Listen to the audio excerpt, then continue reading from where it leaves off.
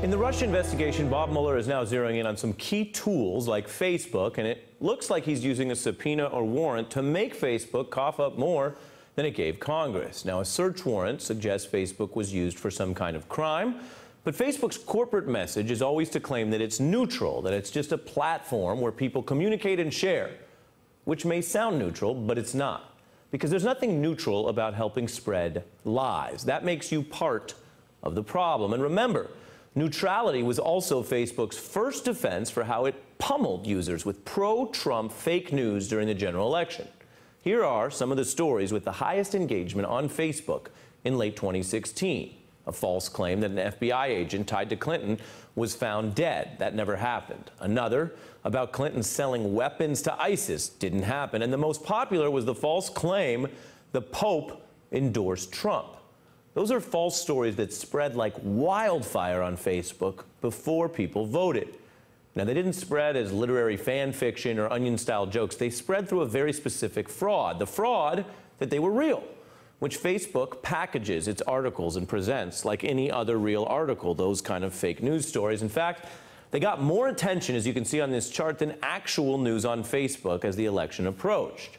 Now, afterward, after this election, the president called out fake news.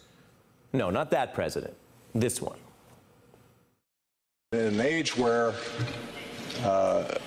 there's so much active misinformation, and it's packaged very well, and it looks the same when you see it on a Facebook page, we can lose so much of what we've gained in terms of the kind of democratic freedoms and market-based economies and prosperity that we've come to take for granted.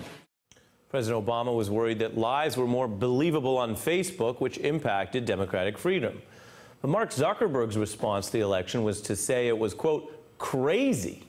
He told a November conference it was crazy to blame Facebook for fake news, and people upset about it showed a lack of empathy and failed to internalize the message of Trump voters, adding that Facebook gave people information through the social system that's inherently more diverse than through old news systems.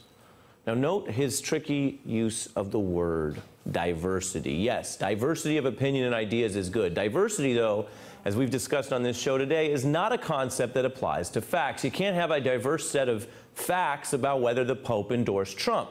He didn't. And fake articles that claim the Pope did endorse Trump are not diverse. They're false. In business, they're called a fraud, Mr. Zuckerberg. But on Facebook, they're clicks. And so Zuckerberg has an incentive to keep that fake news flowing. And that was in November. But after pressure, Facebook recently changed its tune, announcing it will add fact checks to debunk hoaxes spreading on the site and won't let those types of hoax peddlers buy ads. So maybe Facebook will change under pressure for the current controversy, how it let Russian operatives buy ads while posing as Americans. Congress is interested in that, and so far, Facebook won't even tell us, its own users, whether they were targeted by Russians or whether it will release its internal review on Russian meddling via Facebook. So the social network facilitating these foreign frauds and profiting off them doesn't think it owes Americans any information about that.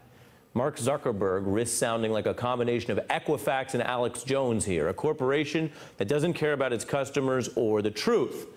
And we know the Russian effort online was basically a type of political catfishing, creating a fake online profile to trick another person. MTV's Catfish documents how people do that to basically trick folks into a hoax relationship, which is painful.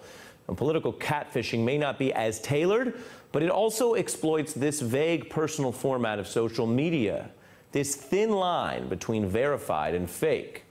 And the Russians are still doing it. Let's show you the top hashtags that Russia-linked accounts and bots are pushing right now. This is today, from Syria to MAGA to the Emmys, according to a Russian tracker from the Alliance for Securing Democracy. We need to know a lot more about this. Facebook and other social media companies have multiple obligations, not only to the special counsel and to the Congress, who may legally compel them, but to the public at large, who put so much of our lives and privacy and time into these sites. You know, during the Cold War, Reagan ran that famous ad positing Russia as a dangerous bear on the horizon, which some people refused to see. Others don't see it at all. Isn't it smart to be as strong as the bear? If there is a bear. if there is a bear. Every day we're learning more about Russian meddling, and we know there is a bear, even if some refuse to see it. It's past time for Facebook to decide which side it's on. Hey there, I'm Chris Hayes from MSNBC. Thanks for watching MSNBC on YouTube. If you want to keep up to date with the videos we're putting out, you can click subscribe just below me, or click over on this list to see lots of other great videos.